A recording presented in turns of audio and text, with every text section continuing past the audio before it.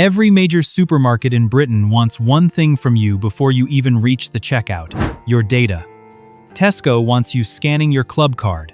Sainsbury's wants your nectar number tied to every purchase. Even the discount chains, Aldi and Lidl, have quietly built apps designed to learn your shopping habits down to the week. There is exactly £1 billion grocery chain in the UK that refuses to play this game at all. No app, no loyalty card, no algorithm, quietly building a profile of what you buy and when you buy it.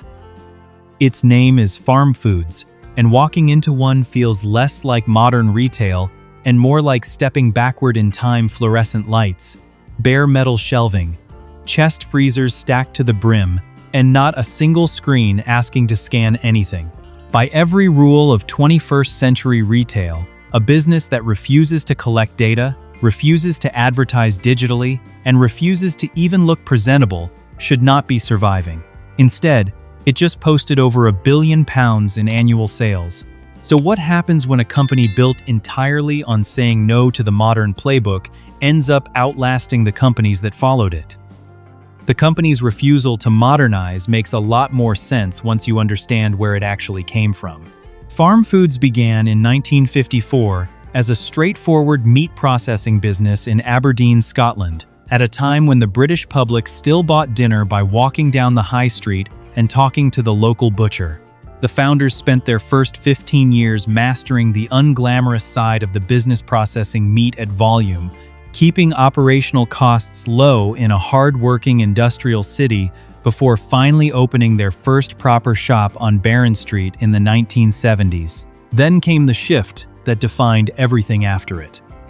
In the 1980s, home chest freezers became affordable enough for ordinary British households, and suddenly, families could buy food in bulk and store it for months.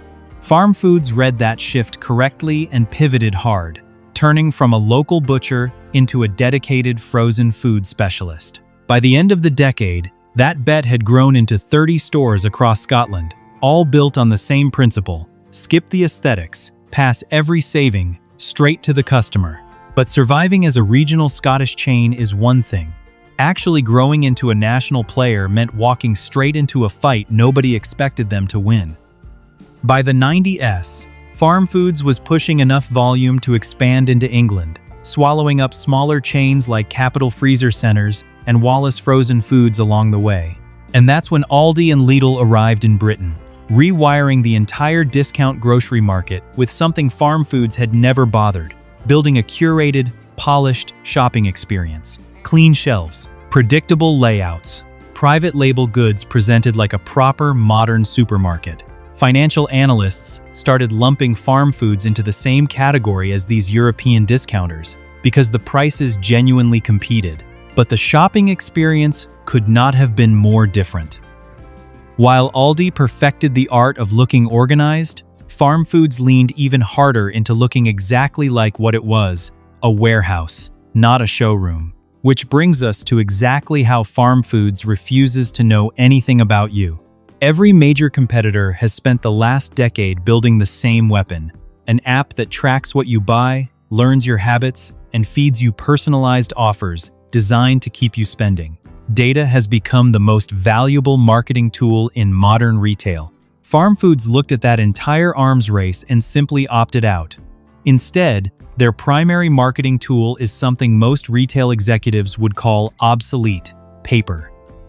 Millions of British households still get a Farmfoods leaflet dropped through the letterbox, packed with tear-out vouchers for frozen deals.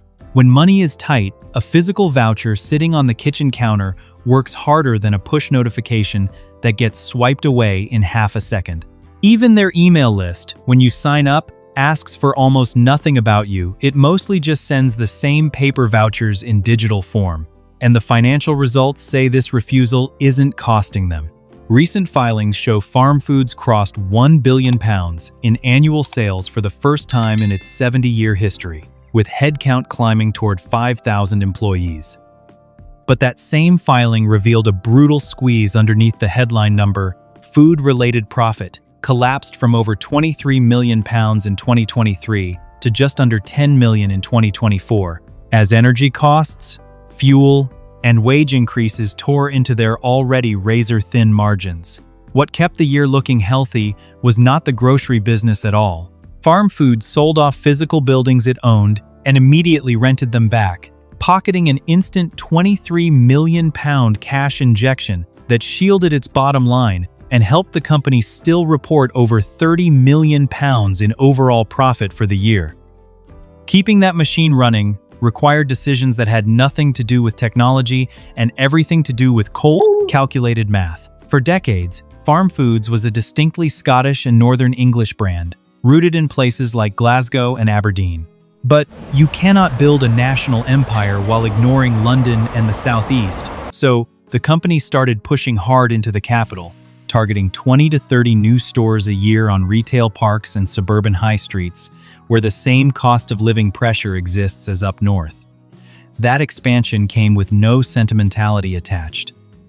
While opening new stores in the South, Farmfoods was quietly shutting older, less profitable ones back home, including permanently closing its original Barron Street shop in Aberdeen after nearly 50 years.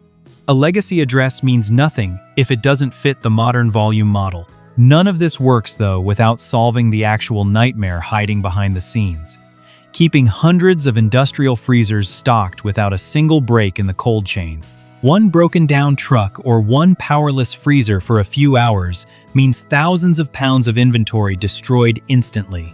So the company has poured serious investment into centralized cold storage, including a major facility in the Midlands built specifically to support the southern push, because every mile a refrigerated truck drives costs real money, and there's no room anywhere in that pipeline for waste.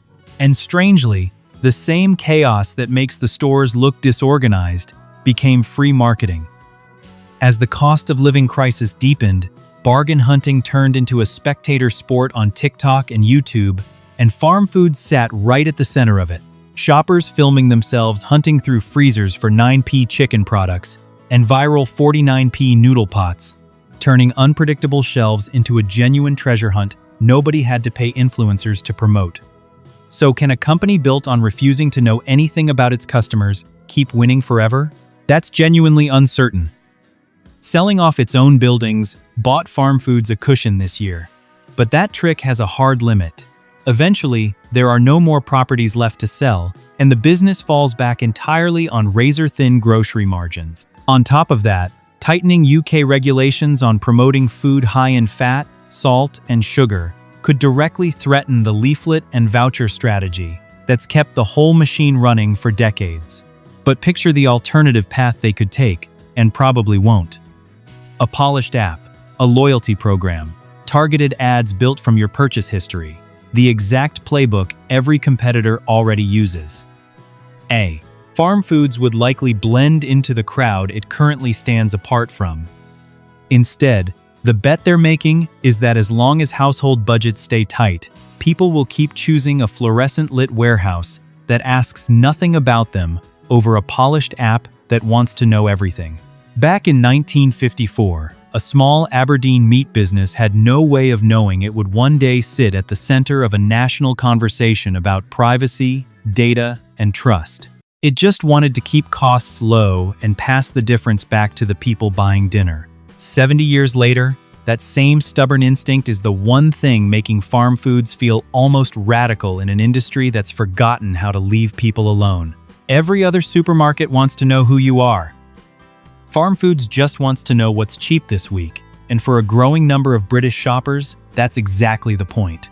So here's the real question worth sitting with. In a world where every company wants your data in exchange for a slightly better deal, would you rather shop somewhere that knows nothing about you at all? Are you someone who actually hunts through a Farmfoods freezer for a bargain, or does a pile of paper leaflets on your doormat drive you crazy?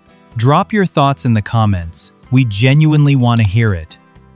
And if you're into stories about companies that win by refusing to play the modern game, hit that like button, subscribe, and turn on notifications so you don't miss the next one. Thanks for watching, and stay curious.